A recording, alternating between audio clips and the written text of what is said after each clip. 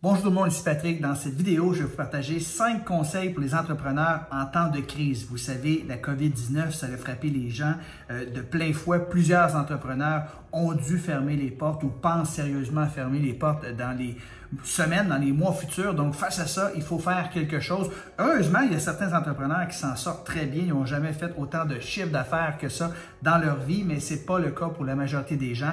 Donc, face à cette situation, j'ai pensé vous partager 5 conseils si vous êtes dans cette situation-là où on vit une crise.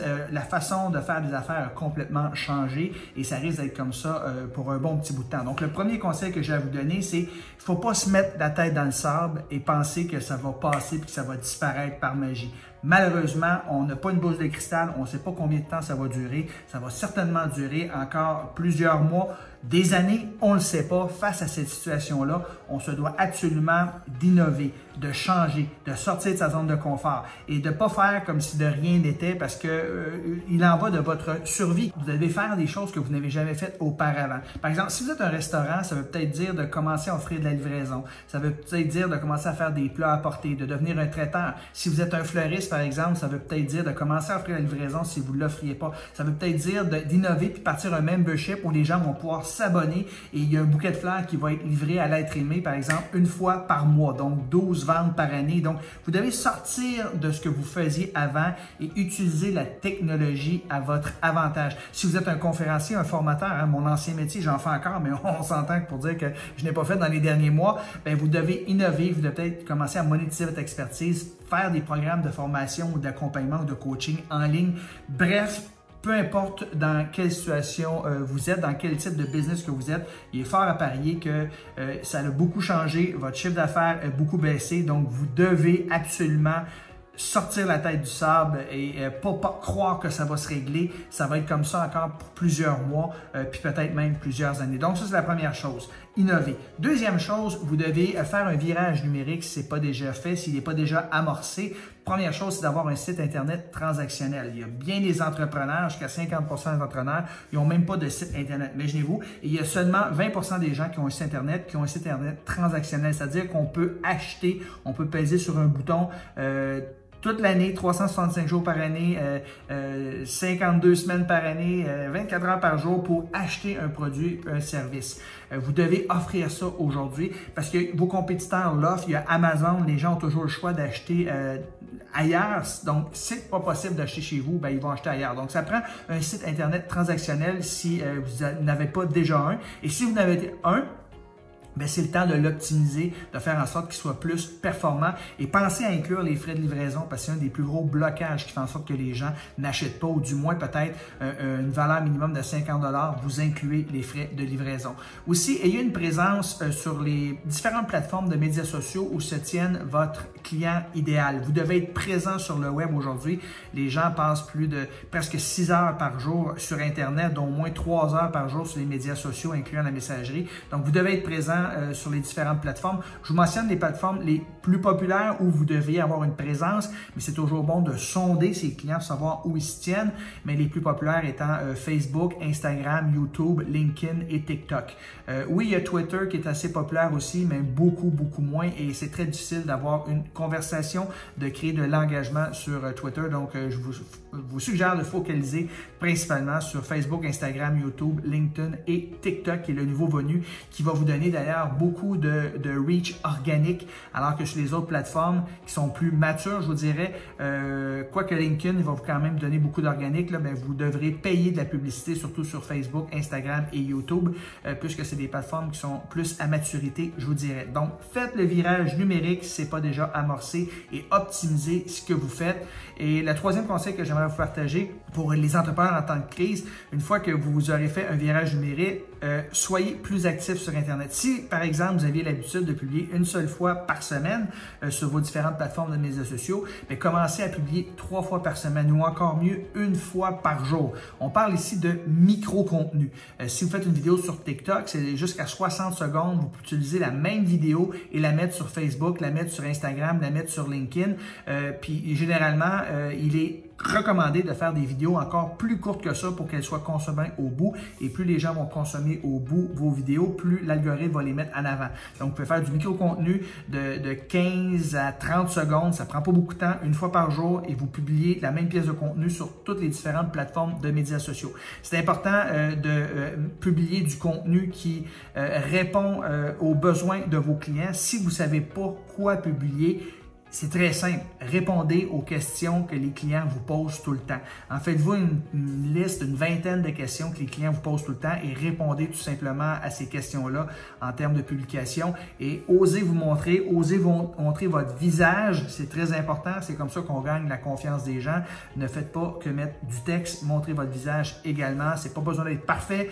Vous avez un smartphone, c'est ce que j'utilise présentement. Vous avez des AirPods, par exemple, comme micro, et vous mettez devant une fenêtre ou vous mettez une ou deux lumières en avant de vous. C'est aussi simple que ça. C'est pas besoin d'être parfait. Les gens vont relate to you parce que vous allez faire des erreurs. C'est correct. Il ne s'agit pas de faire quelque chose qui est très professionnel. Il s'agit d'être constant, d'être présent et apporter de la valeur dans la vie de vos clients potentiels. Quatrième suggestion que j'aurais à vous faire par rapport à quoi faire en temps de crise, les entrepreneurs devraient investir en publicité. Alors, publicité sur Google, publicité sur YouTube, publicité sur Facebook, publicité sur Instagram. Commencez petit, vous allez mettre 5 $, 10 $, 25 $ par jour. Vous allez optimiser vos publicités, vous allez voir ce qui marche moins bien. La clé consiste à choisir les bonnes cibles. Faites du retargeting. Si vous ne le faites pas déjà, là, c'est le minimum que vous devriez faire. Donc, vous installez un pixel Facebook sur les différentes pages de votre site Internet, par exemple, et vous allez faire la publicité. Tous les gens qui ont visité votre page Internet, votre site Internet, vous allez viser ces gens-là. Donc, c'est des gens qui ont levé la main, qui sont déjà intéressés, qui n'ont peut-être pas passé à l'action. Alors, c'est certain que c'est le minimum que vous devriez faire. Je magasinais des meubles récemment en ligne et ces compagnies-là savent très bien comment ça fonctionne. Et bien, vous allez magasiner des meubles. Après ça, quand vous allez aller sur Instagram, quand vous allez sur YouTube, quand vous allez sur Google, quand vous allez sur Facebook, peu importe, vous allez voir un paquet de publicité. Pourquoi? Parce que je suis allé magasiner des meubles, je levais ma main, je suis intéressé et là, ces gens-là font du retargeting. Donc, c'est très, très puissant. C'est le minimum que vous devriez faire. Commencez petit et optimisez, grandissez votre budget par la suite, mais faites-le de la bonne façon également. Et quand j'entends de la bonne façon, c'est que envoyez pas juste des gens sur une page de vente, tout simplement.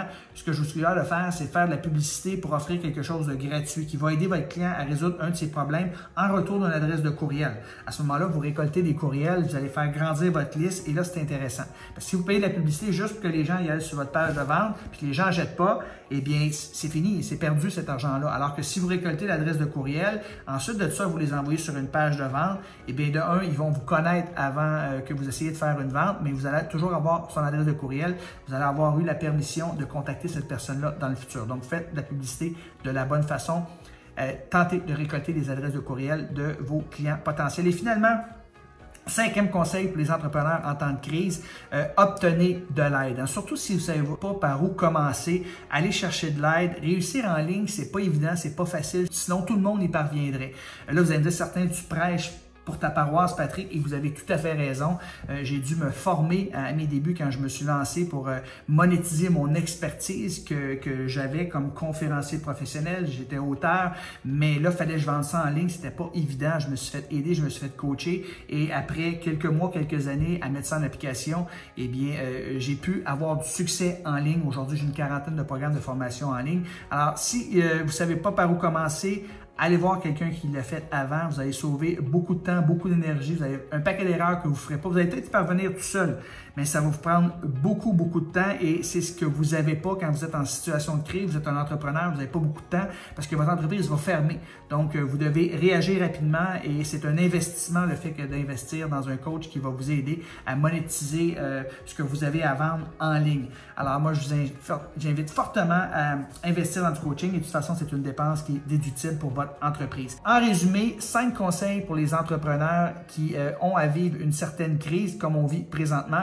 Premier conseil, ne pas se mettre la tête dans le sable et dire que ça va passer. Ça ne passerait pas. C'est la survie de votre entreprise. Vous devez innover, vous devez changer. Et le deuxième conseil, c'est de faire un virage numérique s'il n'est pas déjà amorcé. Et il y a un site transactionnel que les gens peuvent acheter en ligne. Faites en sorte que ce soit le plus facile possible, incluez les frais de livraison et ayez une présence sur les différentes plateformes de médias sociaux. 3, soyez plus actifs. Si vous avez l'habitude de publier 1 fois par semaine, publiez 3 fois par semaine. Et mon défi, c'est de publier 1 fois par jour du contenu de valeur qui apporte des conseils, des trucs, des stratégies, des idées pour améliorer la qualité de votre client idéal. 4, investissez en publicité, que ce soit sur Google, YouTube, Facebook ou Instagram. Commencez avec un petit budget et faites-le de la bonne façon. Tentez de récolter les adresses de courriel. Et finalement, mon 5e conseil pour réussir en temps de crise, si vous êtes un entrepreneur, obtenez de l'aide, faites-vous coacher par quelqu'un qui l'a fait avant. Vous pouvez essayer de le faire par vous-même, mais vous n'avez pas le luxe du temps parce que vous êtes en situation de crise et il y a des jobs qui sont en jeu et il y a même la survie de votre entreprise qui est en jeu. Donc, c'est tout de suite qu'il faut le faire. Faites un virage numérique. Merci beaucoup. Merci de m'avoir écouté. Vous avez aimé ça, cliquez j'aime, partagez à vos amis. N'hésitez pas à laisser un commentaire en bas. Ça va me faire plaisir de vous répondre. Sur ce, je vous souhaite bonne fin de journée.